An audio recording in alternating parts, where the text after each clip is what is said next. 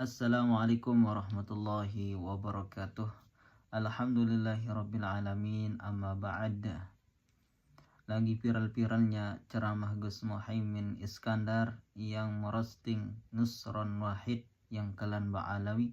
Sebelum kita tonton ceramah Gus Muhaimin Iskandar, mari kita dengar cuplikan ceramah Habib Jin dan Min Novel tentang orang yang sombong atas ilmu yang dimiliki untuk mencaci maki Kalan Ba'alawi. Mari kita tonton sampai selesai agar tidak salah paham, terutama pembenci Kalan Ba'alawi, para habaib dan lain-lain. Mari kita tonton. Nusron Wahid kita kasih gelar teladan sepanjang zaman. Kenapa? Ada aja idenya. Meskipun gagal juga gitu. Jadi idenya di situ. Gagal itu tapi gak gagal total. Gagal maksudnya idenya segini, hasilnya segini. Itu Nusron. Itu luar biasa. Makanya semangat saya kalau ketemu Nusron itu. Sekarang Nusron ini satu-satunya tokoh NU yang paling aktif di habaib. Ya toh? Wong Pak Prabowo saja ragu pada habaib. Nusron itu habaib kan? Itu luar biasa. Satu-satunya Nusron. Terus kiai-kiai itu sudah nggak begitu banyak dalil. Nusron dalil terus sekarang ini. Kalau sudah Nusron dalil, nah kita tunggu apa yang akan terjadi. Nas azaban yaumil qiyamah alimun lam yanfa'hu Allah bi'ilmih. Dia punya ilmu tetapi ilmunya enggak membuat dia menjaga mulut, enggak membuat dia jaga mata, enggak membuat dia menjaga telinga, enggak membuat dia membersihkan hatinya dari kedengkian. Ilmu tahu kalau mendengki haram, tapi dia hasud, dia iri, dia dengki kepada orang. Dia tahu kalau sombong itu kibir haram, tapi tetap dia menganggap dirinya lebih baik daripada orang lain. Bilanglah saya tawadhu kepada ulama, tawadhu kepada orang soleh. Tawadhu bukan cuma kepada ulama doang. Tawadhu itu kita dilarang menyombongkan diri, menganggap al-kibir yang kata Rasul sallallahu alaihi wasallam, la yadkhulul jannah man kana fi qalbihi mithqalu dzarratin min al-kibir. Tidak akan masuk dalam surga orang yang di dalam hatinya ada satu titik kesombongan. Man yara nafsahu khair min ahadi khalqillah fa huwa mutakabbir. Yang menganggap dirinya lebih baik dari salah satu makhluk Allah, maka dia sombong, mutakabbir. Barakatuh. Bismillah, alhamdulillah, wassalatu wassalamu ala rasulillah, wala hawla wala quwata illa billah, amma ba'du. Yang saya muliakan, saya banggakan, saya cintai para senior-senior, Bang Idrus Marham. Tepuk tangan untuk Bang Idrus Marham, Ketua Basnas, Profesor Dr. Nur Rahmat, Bang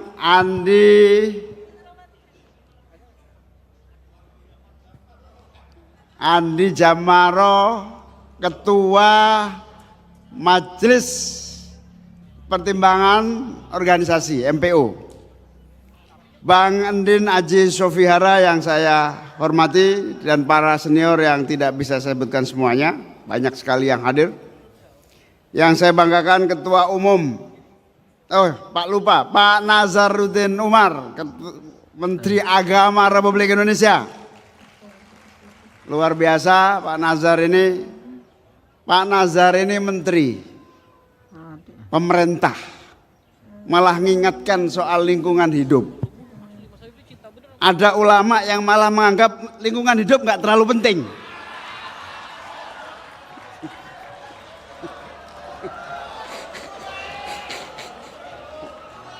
Ini tanda-tanda zaman apa tanda-tanda zaman ini? Yang pemerintah menganggap lingkungan hidup penting, yang ulama menganggap lingkungan hidup nggak penting. Wallahu a'lam bishawab. Yang saya cintai, saya banggakan Ketua Umum IKA PMII Pir ke coko. Mr. No Problem, Jadi sahabat Fathan Subhi. itu. Saya punya seorang teman kaya raya, perusahaannya sudah beranak pinak, mendirikan partai. Saya bilang, ngapain? Pasti nggak lolos parliamentary threshold. Nggak mudah. Sebanyak duitmu, tapi kalau nggak ngerti teorinya nggak akan bisa. Bener. Sekali pemilu gagal, 2 kali pemilu gagal, masih terus. Saya tanya sekali lagi, ngapain buang-buang duit? Ikut PKB aja, saya bilang. Ternyata dia jujur. Wong saya cuma pingin dipanggil ketum. Nah, nampaknya Fathan Subhi jadi ketua IKA PMII pingin dipanggil ketum. Ya maklum lah, untuk cita-cita sampai ketum PKB agak jauh gitu.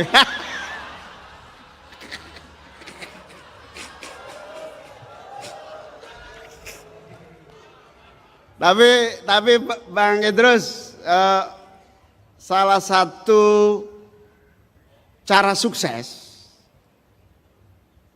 karir itu harus minimal pernah jadi ketum. Ketum apa saja nggak peduli, yang penting ketum. Marwan Ja'far mana? Marwan Ja'far. Pir ke coko. Marwan Ja'far itu bolak-balik mentak-mentok karena belum pernah ketum dia. Mana Marwan? Marwan, angkat tangan Marwan. Marwan ini sahabatnya Fathan, 24 jam kemana-mana sama Fathan. Tapi yang dapat ketum duluan tetap Fathan Subhi. Marwan Ja'far di PMII kalah sama Nusron. Di Ansor kalah sama Nusron. Di PMII kalah sama siapa saya lupa. Ya sudahlah, yang penting ketua umum tepuk tangan untuk sahabat Fathan Subhi. Tapi satu hal, saya bilang sama sahabat Fathan, saya akan datang di raker dan pengukuhan kalau Pak Idrus Marham datang dan Pak Andi Jamaro datang. Kalau 2 senior saya nggak datang, lebih baik saya menyerahkan piala padel malam ini. Saya ninggalin acara penyerahan piala padel, kompetisi padel. Alhamdulillah Bang Idrus datang, karena Bang Idrus ini penasihat utama Ketua Umum PKB meskipun seorang Golkar. Bang Idrus itu ketika saya ke pojok gitu, ke pojok seperti ada busur panah yang sudah hampir menusuk dada saya, Bang Idrus bilang, memang berat, tapi kuncinya cuma satu, barisan harus semakin kuat dan kokoh ke dalam. Wah gitu. Itu saya tanya, ini teori Idrus Marham atau teori Golkar? Saya tanya gitu. Luar biasa, tepuk tangan untuk Bang Idrus Marham. Nah kalau Bang Andi Jamaro, saya semangat datang kalau ada Bang Andi, karena saya nggak mungkin jadi ketua umum PBPMI tanpa Bang Andi Jamaro. Beliaulah yang mendorong dan membimbing sehingga saya bisa mengalahkan Effendi Khairi sampai hari ini.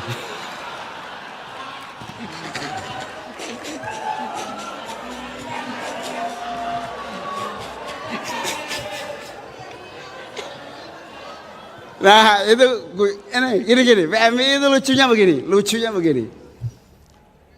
Nanti kalau saya ketemu Pak Mukoam, pasti saya tegur, ngapain sih Pak Mukoam?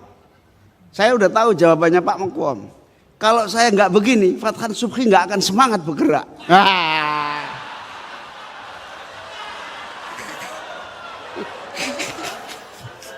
Jadi jangan sampai Yahya Khalil ngomong begitu juga ya.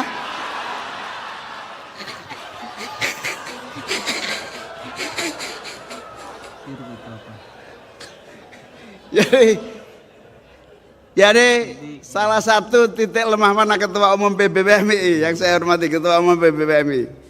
Sudah, jangan contoh era-era kita. Era kita itu nggak gerak kalau nggak ada yang nyetrum, kira-kira begitu. Nah, salah satu energi penting yang harus ditumbuhkan di PMI adalah energi tumbuh terus tanpa harus nunggu anak panah ataupun strum yang bergerak. Jadi energi PMI zaman saya kalau nggak diinjek nggak gerak. Alhamdulillah banyak diinjek sehingga geraknya tambah semangat. Sahabat-sahabat sekalian, sahabat sekjen Purnomo Sidi, saya mengira dulu masuk Golkar paling satu periode terlempar gitu kan gitu. Ternyata berperiode-periode di Golkar. Tepuk tangan untuk Purnomo Sidi. Luar biasa, ini nggak mudah di Golkar. Dulunya kader PKB, nggak, memang kalau kader PKB yang tahan banting lebih baik keluar aja lah. Tapi kader PKB yang tahan bantingnya tidak terlalu kuat, oke di sini saja, di sini saja. Nah kalau Purnomo Sidi terus, bendahara umum sahabat Arif dari PMI sudah tahan banting memang. Dari PMI sudah tahan banting, makanya masuk Pemuda Pancasila. Ya agak bau-bau nggak jelas oke lah gitu. Sudah Pemuda Pancasila, DPR-nya pun Nasdem. Saya kira termasuk yang tahan banting. Jadi kepada seluruh kader-kader PMI yang tahan banting, contohnya seperti Nusron. Mana Nusron nggak datang? Saya semangat datang ini kadang-kadang karena Nusron juga. Manusia paling aneh di PMI ya Nusron Wahid. Jadi mumpung nggak ada orangnya ini, Nusron Wahid kita kasih gelar teladan sepanjang zaman. Kenapa? Ada aja idenya. Ada aja idenya, meskipun gagal juga gitu. Jadi idenya di situ. Gagal itu, tapi nggak gagal total. Gagal itu maksudnya idenya segini, hasilnya segini. Itu Nusron, itu luar biasa. Makanya semangat saya kalau ketemu Nusron itu. Sekarang Nusron ini satu-satunya tokoh NU yang paling aktif di habaib. Ya toh? Wong Pak Prabowo saja ragu kepada habaib. Nusron itu habaib sekarang. Itu luar biasa. Satu-satunya Nusron. Terus kiai-kiai itu sudah nggak begitu banyak dalil. Nusron dalil terus sekarang. Kalau sudah Nusron dalil, nah kita tunggu apa yang akan terjadi. Nah itu hebatnya PMI di situ. Saya mau cerita apa lupa sampai ini gara-gara Nusron. Nah saya mau merosting Fathan sebetulnya. Kenapa saya merosting Fathan? Karena saya sudah terlampau banyak di roasting oleh keadaan. Jadi wamen yang saya hormati terutama mana Aminuddin Ma'ruf, Faisal Reza, sahabat Juri. Ini wamen-wamen yang membuat saya agak terburuk.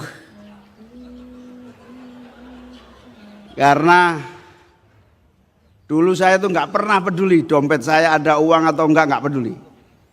Karena bagi saya dompet ada isi atau nggak ada isi, yang penting ada kartu kredit kan gitu. Nah gara-gara wamen-wamen pada jadi komisaris, kita ngiler juga kan. Jadi mikir ini kira-kira bisa seperti mereka enggak, nasib ini kira-kira gitu. Kira-kira dapil masih aman apa enggak kira-kira gitu. Wamen-wamen ini luar biasa. Rezeki, tapi soal rezeki itu soal rezeki. Sama seperti sahabat Fathan. Enggak ada keinginan sama sekali jadi BPK, enggak ada. Dia mengira kenikmatan puncak itu ya DPR. Didorong-dorong BPK bolak-balik agak ogah. Tapi setelah masuk Mualas sekali keluar dari BPK.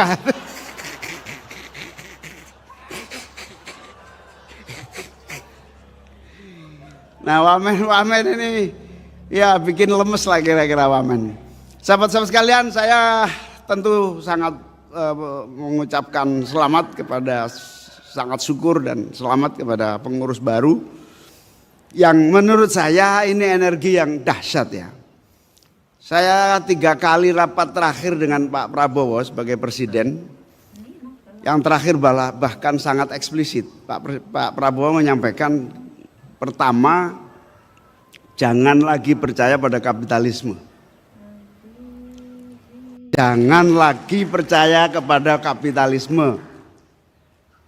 Jangan lagi pernah percaya kepada trickle down effect. Itu bohong semua. Presiden ngomong gitu. Lah kalau sudah presiden ngomong gitu, gudangnya ilmu gini kan di PMI semua itu. Ya toh?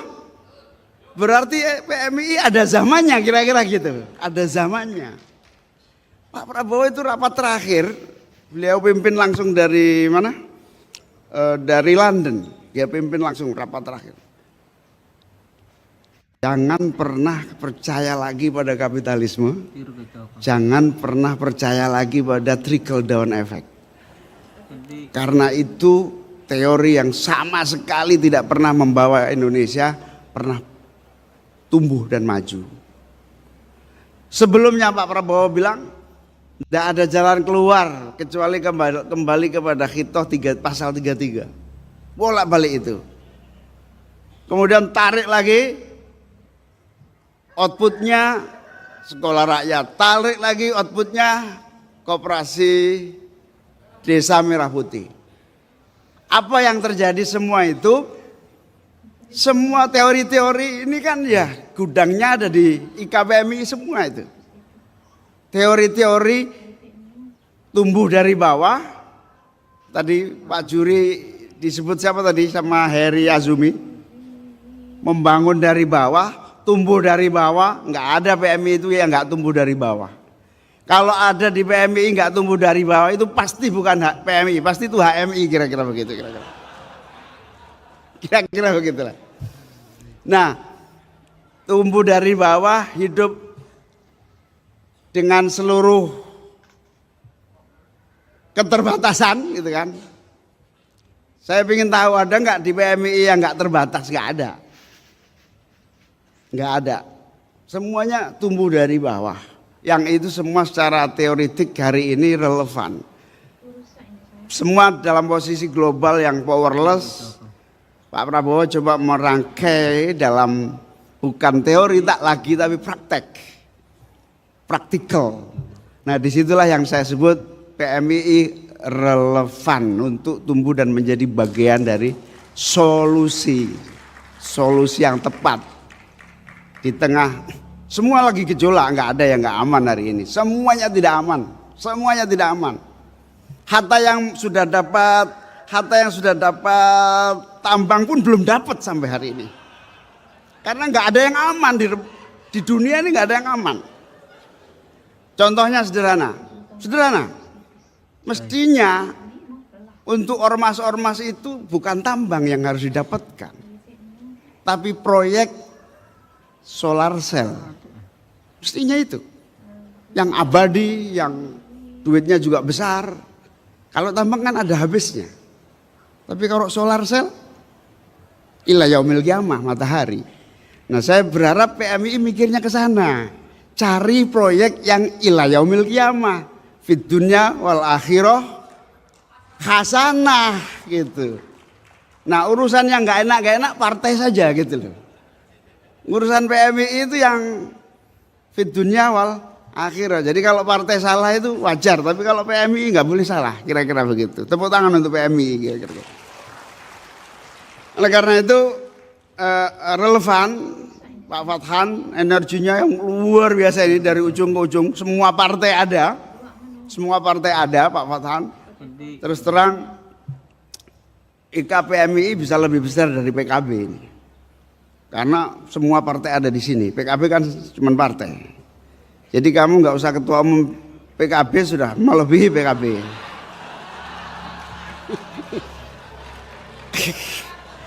Ini cara membunuh saingan begini nih caranya.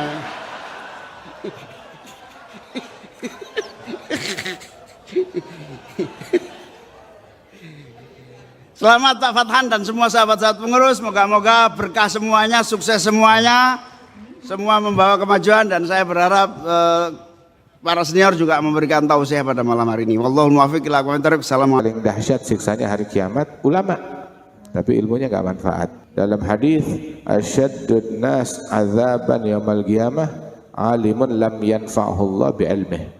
Dia punya ilmu, tetapi ilmunya nggak membuat dia menjaga mulut, nggak membuat dia jaga mata, nggak membuat dia menjaga telinga, nggak membuat dia membersihkan hatinya dari kedengkian. Ilmu tahu kalau mendengki haram, tapi dia hasud, dia iri, dia dengki kepada orang. Dia tahu kalau sombong itu kibir haram, tapi tetap dia menganggap dirinya lebih baik daripada orang lain. Bilanglah saya tawadhu kepada ulama, tawadhu kepada orang soleh. Tawadhu bukan cuma kepada ulama doang. Tawadhu itu kita dilarang menyombongkan diri, menganggap al-kibir yang kata Rasul sallallahu alaihi wasallam, la yadkhulul jannah man kana fi qalbihi mithqalu dzarratin minal kibir. Tidak akan masuk dalam surga orang yang di dalam hatinya ada satu titik kesombongan. Man yara nafsahu khair min ahadi khalqillah fa huwa mutakabbir. Yang menganggap dirinya lebih baik dari salah satu makhluk Allah, maka dia sombong, mutakabbir. Saya nggak menganggap diri saya lebih mulia dari ulama, tapi menganggap diri dia lebih mulia daripada orang jahil. Atau mutakabbir, menganggap diri dia lebih mulia daripada manusia lain. Atau mutakabbir. Imam Uwais Al-Qarni itu dia bilang kepada seekor anjing yang dia lagi cari makanan. Dia lagi cari makanan di tepi tong sampah, di tepi yang lain Sayyidina Uwais cari makanan, anjing lagi cari makanan di tepi yang lain. Terus dia digonggong sama anjing, dia bilang, anta kul mimma yalik, ana akul mimma yalini. In juztu sirat ana khair mink, wa illa fa anta khair minni. Kamu makan bagian kamu, jangan ganggu saya makan bagian saya nggak ganggu kamu. Saya nggak bilang saya lebih mulia dari kamu atau kamu lebih mulia dari saya. Mana yang lebih mulia nanti di akhirat. Kalau saya lulus masuk surga, melewati sirat, saya masuk surga, saya lebih mulia dari anjing. Kalau tidak, kamu lebih mulia dari saya. Jadi sekarang ini statusnya majhul. Saya nggak tahu saya lebih mulia dari kamu atau kamu lebih mulia dari saya. Jadi saya nggak berhak ngusir kamu. A'immatul madzahib diarak masuk suatu negeri, diarak dengan penduduk kota itu. Tahu-tahu saat diarak di jalanan itu ada seekor anjing di tengah jalan, mereka mau diusir. Dijawab oleh orang alim tersebut, jangan diusir, saya dan anjing kami berdua punya hak yang sama buat lewat di jalan ini. Kita nggak punya hak untuk ngusir tuh anjing. Begitu. Adab terhadap hewan, terhadap binatang, apalagi kepada manusia yang anggap dirinya lebih mulia daripada makhluk ini, hatta dari hewan, hatta mutakabbir. Apalagi saya lebih mulia dari ulama ini, atau dari suku ini, atau dari bangsa ini, atau lebih mulia dari pejabat ini, atau lebih mulia dari pejabat itu. Ya sama juga, haram. Al-ilm anda nggak mewariskan sombong atau takabur. Apabila ilmu mewariskan kesombongan atau takabur, itu bukan ilmu warisan Nabi, ilmu warisan iblis. Ilmu warisan iblis. Iblis dengan segala teorinya sampai kepada sebuah kesimpulan dengan dalil, dengan riset, dengan tesis. Dia bilang kepada Allah Subhanahu wa taala, ana khair minhu, khalaqtani min nar, khalaqtahu min tin. Aku lebih baik dari Adam. Apa buktinya? Saya bikin tesis. Adam engkau ciptakan dari tanah, engkau ciptakan saya dari api. Kesimpulan dia, riset dia membuat dia takabur. Ada ilmunya iblis. Wa amma ilmunya Nabi Adam, Allah Subhanahu wa taala mengajarkan ilmu kepada Nabi Adam. Kemudian Allah taala perintahkan malaikat untuk bersujud kepada Nabi Adam. Nabi Adam sampai kepada sebuah intisari daripada keilmuan, Rabbana zalamna anfusana wa illam taghfir lana wa tarhamna lanakunanna minal khasirin. Ya Allah, saya ngezalimin diri saya sendiri. Kalau saya enggak dimaafkan, enggak dirahmati, saya bakal jadi orang yang merugi. Ilmunya Nabi Yunus, nada fi dhulumati alla ilaha illa anta subhanaka inni kuntu minadh dhalimin. Ilmunya Nabi Muhammad, setiap tasyahud beliau baca sebelum salam, Rabbi inni zalamtu nafsi zulman kabira faghfir li maghfiratan min 'indik innaka antal ghafurur rahim. Ya Allah, saya ngezalimi diri saya kezaliman yang banyak. Berikan saya ampunan darimu. Enggak ada yang bisa ngampuni dosa kecuali Engkau. Saya tulis istighfar, Allahumma anta rabbi la ilaha illa anta khalaqtani wa ana 'abduk wa ana 'ala ahdika wa wa'dika mastata'tu a'udzubika min syarri ma sana'tu abu'u laka bi ni'matika alayya wa abu'u bi dzambi. Saya mengakui dosa-dosa saya, faghfirli innahu la yaghfiru dzunuba illa anta. Ada ilmunya Rasul sallallahu alaihi wasallam, ilmunya ulama, ilmunya salihin, ilmunya para nabi-nabi. Mereka tahu al-kibir haram, mereka hindari, mereka tinggalkan. Mereka tahu berghibah, bergosip haram, maka dia enggak bergosip, enggak mengumpat.